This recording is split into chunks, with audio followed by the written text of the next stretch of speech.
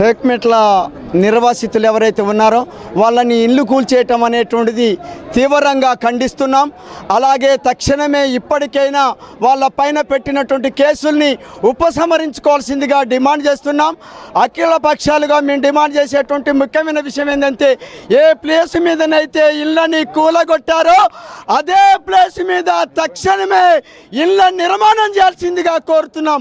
ఇళ్ళ నిర్మాణం చేయకుండా నిర్బంధంతో, అరెస్టులతోటి, అక్రమ కేసులతోటి ఇక్కడ ప్రజల్ని వెనక్కి కొడతామనుకుంటే మాత్రం తీవ్ర పరిణామాలు ఎదుర్కోవాల్సి వస్తుందని చెప్పి కాంగ్రెస్ రేవంత్ రెడ్డి గారి ప్రభుత్వాన్ని అఖిల పక్షాలుగా అనేటువంటిది జరుగుతున్నది.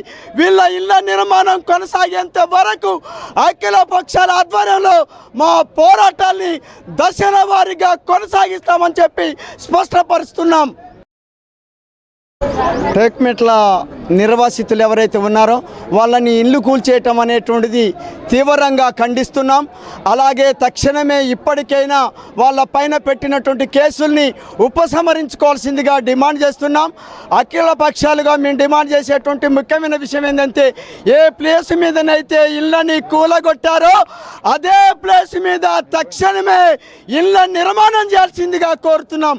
ఇళ్ళ నిర్మాణం చేయకుండా నిర్బంధంతో, అరెస్టులతోటి, అక్రమ కేసులతోటి ఇక్కడ ప్రజల్ని వెనక్కి కొడతామనుకుంటే మాత్రం తీవ్ర పరిణామాలు ఎదుర్కోవాల్సి వస్తుందని చెప్పి కాంగ్రెస్ రేవంత్ రెడ్డి గారి ప్రభుత్వాన్ని అఖిల పక్షాలుగా హెచ్చరించడం అనేటువంటిది జరుగుతున్నది. వీళ్ళ ఇళ్ల నిర్మాణం కొనసాగేంత వరకు అఖిల పక్షాల ఆధ్వర్యంలో మా పోరాటాన్ని దశల వారీగా కొనసాగిస్తామని చెప్పి స్పష్టపరుస్తున్నాం.